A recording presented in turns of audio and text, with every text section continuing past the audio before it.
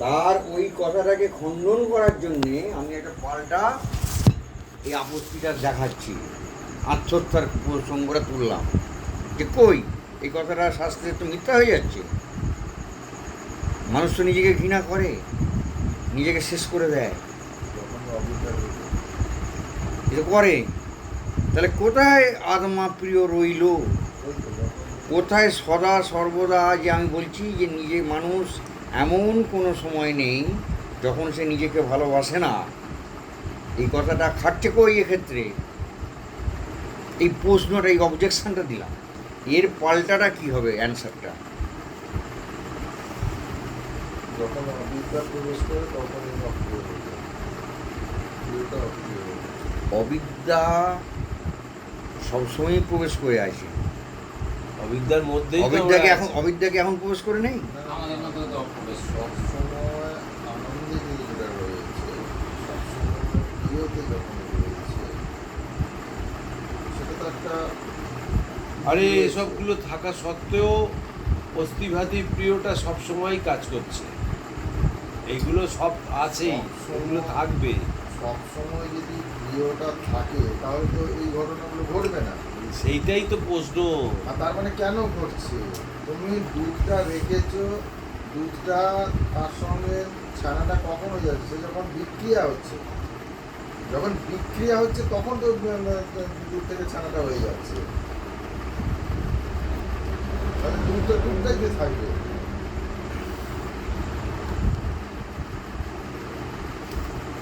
দুধ সর্বদা দুধই থাকবে। উদাহরণ না, ডাইরেক্ট। সেটাই তো বলছি, আমার তো ওটাই। আত্মা তো যা ছিল তাই থাকবে, আত্মা আবার পরিবর্তন হয় না।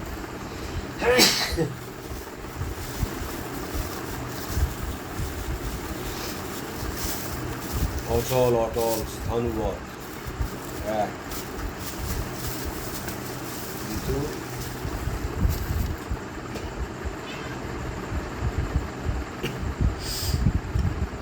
প্রিয়ই থাকছে, আর সুইসাইড করলেও প্রিয়ই থাকছে। সে ভাবছে যে বাবা এই জীবন থেকে আমি আমার মুক্তি, এই প্রবলেম থেকে সে, এই সমস্যা থেকে আমার। রাস্তা যেমন সে কিন্তু সে যে করছে সেই সময়টা তো আমরা আর কেউ জানতে যাচ্ছি না। সেই সময়টা তো তার নিশ্চয়ই কষ্ট হচ্ছে, প্রচণ্ড কষ্ট হচ্ছে।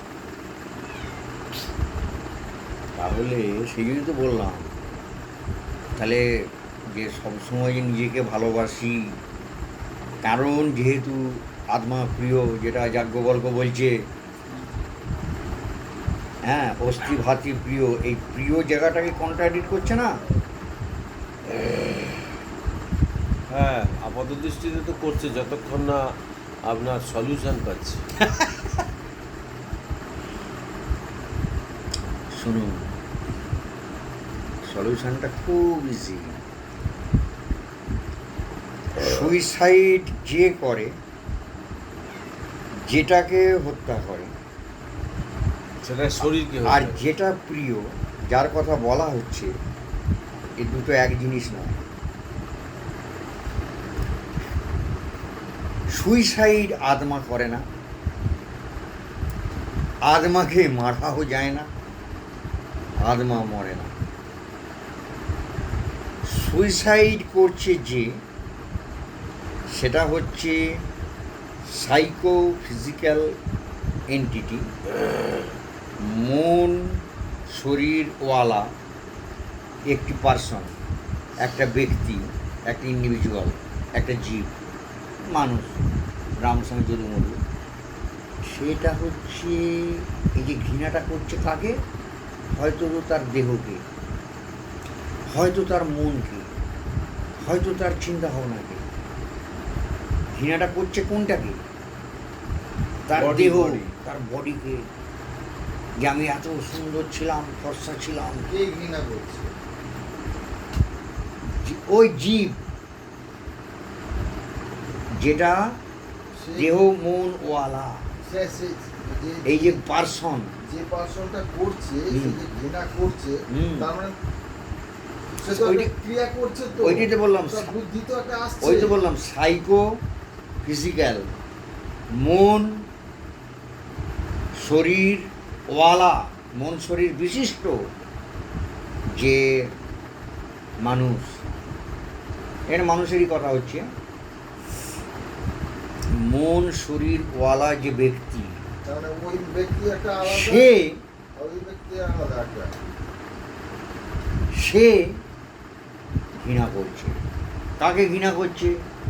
হয়তো দেহকে ঘৃণা করছে, হয়তো নিজের চিন্তা ভাবনাকে ঘৃণা করছে, এবং সে অন্য কোনো বিকল্প ভালোভাবে বাঁচার রাস্তা দেখতে পাচ্ছে না।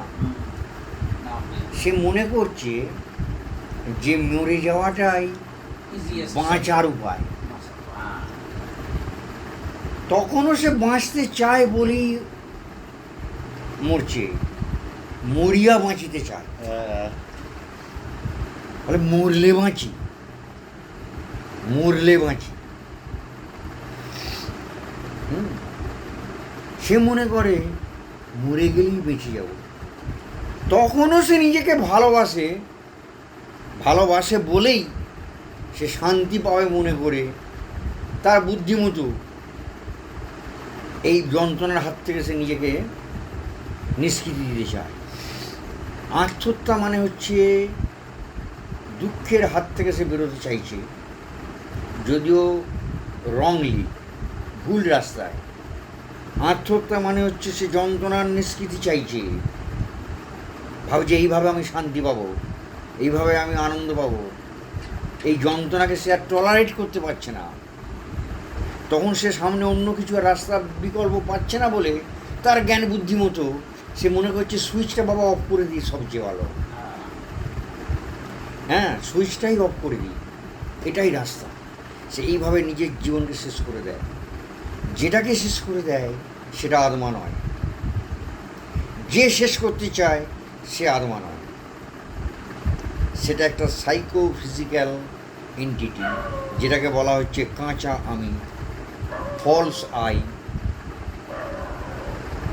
হ্যাঁ, এই যে ইগো, সেই ইগো সুইসাইড করছে। কিন্তু আত্মা আত্মার জায়গাতেই আছে, সেটা প্রিয় প্রিয় জায়গাতেই আছে, তার প্রিয়ত্বের কোনো হানি হচ্ছে না। আত্মা অপ্রিয় হচ্ছে না, অপ্রিয় হচ্ছে আমার দেহ বা আমার মন বা আমার চিন্তা ভাবনা বা আমার মনের ভেতরে যে ক্যাওস হচ্ছে, আমার মনের ভেতরে যে মানে একটা যুদ্ধ বেঁধে গেছে, এইটার থেকে সে মনে করছে সুইচটা অফ করে দিলেই বোধ হয় রেহাই পেয়ে যাবো, মরে গেলেই বুঝি আমি বেঁচে যাবো। সেটা অজ্ঞানত হলো না? অজ্ঞানতা তো প্রথম থেকে মানুষ রয়েছে, টোটালটাই অজ্ঞানতার জন্য দেহটাই ধারণ সেটা তার করেছে। বোধেই, সেটা তার বোধেই ভুলে গেছে। আচ্ছা, এইবারে আচ্ছা, এর থেকে তাহলে মুক্তির উপায় কি? আচ্ছা, এরপরে দ্বিতীয় বক্তব্য হচ্ছে যে তাহলে অস্থি ভাতি প্রিয় বা সৎ চিত আনন্দ, এগুলো কি আত্মার গুণ, কোয়ালিটিস?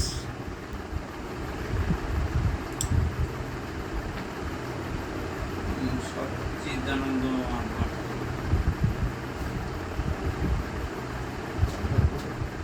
আমাদের বিশেষভাবে আছে মানে তার একটা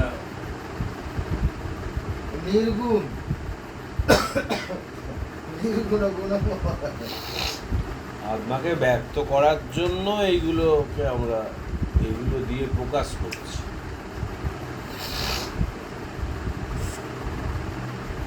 আমার কোনো গুণ নেই, নিরাকার নির্গুণ।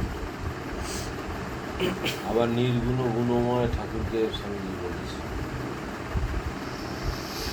একাধারে নির্গুণ আবার গুণময়। এটা কি করে হতে পারে? হ্যাঁ? এটা কি করে হতে পারে? নির্গুণ ও গুণময় কি করে হতে পারে? অনুময় যখন কাজ করছে তখন যখন কাজ করছে না তখন ওই ঘুম হচ্ছে। সাপ যখন শুয়ে রয়েছে তখন ঘুম হচ্ছে। তাহলে আদমা খানিকক্ষণ করে শুয়ে থাকে আমাদের মতো, আবার খানিকক্ষণ পরে উঠে কাজ করতে লেগে যায় তাই ঘুম হচ্ছে। সাপের মতো, তাই হচ্ছে নাকি যে খানিকক্ষণ আমি যেখানে আমি কাঁচা আমি পাকা আমি যদি বলতে পারি, তাহলে সেই একটাই তো আত্মা। যখন কাঁচা আমি পাকা আমি বলতে পারি, তাহলে এটা কেন বলবো না?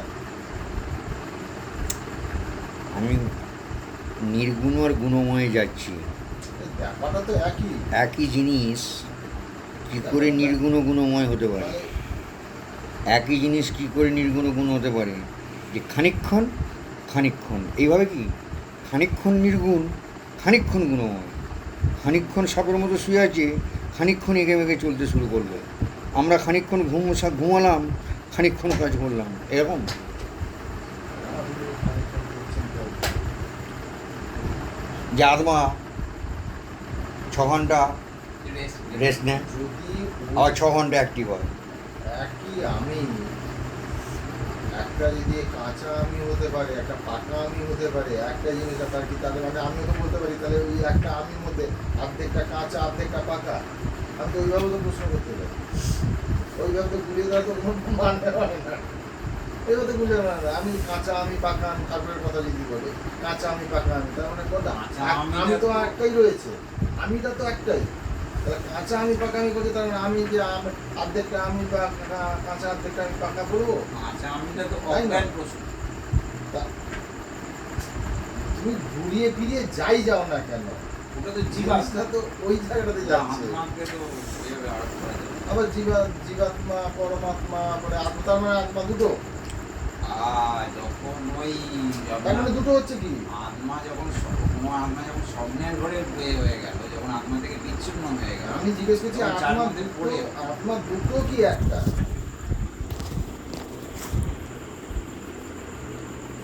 জীবাত্মা পরমাত্মা সেটা দুটো হচ্ছে না একটা হচ্ছে? আগে আমাকে ক্লিয়ার করো। এরকম আপনার ধরুন সমুদ্রের মধ্যে জলের বুদবুদ, তার মানে অনেকগুলো তার মানে জলটাই তো রয়েছে। জলটাই রয়েছে, কিন্তু বুদবুদটাও রয়েছে, হ্যাঁ, ঢেউও রয়েছে। তাহলে এখানেও তো ঠিক সেই জিনিসটাই, এখানেও তো সেই একই জিনিসটাই। যখন চুপচাপ রয়েছে সেটাও যেরকম সাপ, আর যে এই জন্যে চড়ছে সেটা হচ্ছে সাপ। সবসময় বিবেকানন্দের আলোকে ঠাকুরকে বুঝতে হবে। ঠাকুরকে, মাকে, জগৎকে, জীবনকে, সত্যকে, শাস্ত্রকে, এ টু জেড। স্বামীজি হচ্ছেন এই যুগের আচার্য। স্বামীজি হচ্ছেন মোস্ট সায়েন্টিফিক, মোস্ট রেশনাল, সবথেকে বেশি যুক্তিবাদী, সবথেকে বিরাট প্রতিভা, বিরাট মনীষা সম্পন্ন এই যুগের আচার্য। বিবেকানন্দের মাধ্যম দিয়ে না হলে ঠাকুরকেও বোঝা যাবে না, মাকেও বোঝা যাবে না, বেদান্তও বোঝা যাবে না, শঙ্করাচার্য বোঝা যাবে না। স্বামী বীরেশ্বরানন্দ মহারাজকে, প্রভু মহারাজকে একজন মহারাজ প্রশ্ন করছেন, মহারাজ যদি বিবেকানন্দের সঙ্গে শঙ্করাচার্যের মধ্যে যদি বিরোধ দেখা দেয়, শঙ্করাচার্য এক কথা বলছে, স্বামীজি আর এক কথা বলছে, এরকম যদি মনে হয়, তখন কোনটা গ্রহণ করবো? বিবেকানন্দ মহারাজ বললেন অবশ্যই বিবেকানন্দকে গ্রহণ করতে হবে। কিন্তু বাস্তবে দেখা গেছে স্বামীজির সঙ্গে বিবেকানন্দের কোনো কন্ট্রাডিকশন নেই, শঙ্করাচার্যের সঙ্গে বিবেকানন্দের কোনো কন্ট্রাডিকশন নেই। বলার যেটা করেছেন স্বামীজি, যেটা করেছে আরও এক্সটেন্ড করেছে। এক্সটেন্ড কী করেছে? প্র্যাকটিক্যাল বেদান্তটা শঙ্করাচার্যের ফিলোসফির মধ্যে ছিল না, ওইটা স্বামীজি খালি অ্যাড করেছে। বোঝানোর সুবিধার জন্য। প্র্যাকটিক্যাল বেদান্ত বা কর্মে পরিণত বেদান্ত বা ব্যবহারিক বেদান্ত, এই যে স্বামীজির বক্তব্যটা, এইটা খালি উনি এক্সটেন্ড করেছেন, ওর সঙ্গে যোগ করেছেন, জুড়ে দিয়েছেন। তার আগে পর্যন্ত শঙ্করাচার্যের বক্তব্যের সঙ্গে স্বামীজির বক্তব্যের বিরোধ বিরোধ নেই। নেই। কারণ বিরোধ হতে পারে না। কিন্তু তবুও প্রশ্নটা করেছিল যদি বিরোধ হয় তখন বীরেশ্বরময় বলছেন স্বামীজি গ্রহণ করবে। সুতরাং আমার বক্তব্য এই জন্যই বললাম এই কথাটা, যে চেষ্টা করবেন স্বামীজির বক্তব্যের সঙ্গে পরিচিত হতে এবং সেটাকে অনুধাবন করতে, তাহলেই আপনার সমস্ত কিছু অধিগত হয়ে যাবে, সমস্ত শাস্ত্র, সমস্ত ফিলোসফি, সমস্ত বক্তব্য। কিন্তু ওই জায়গাটা আমরা ঠিকঠাক করি না বলেই আমাদের অনেক বোঝার মধ্যে ঘাটতি থেকে যায়। কেন অনেক সময় গেঁয়োযোগে ভিক পায়নার মতো স্বামীজির হাল করে হয়ে যায় আমাদের কাছে। হ্যাঁ, সেইটা করলে হবে। স্বামীজির যে বাণী ও রচনা, ওর ভেতরে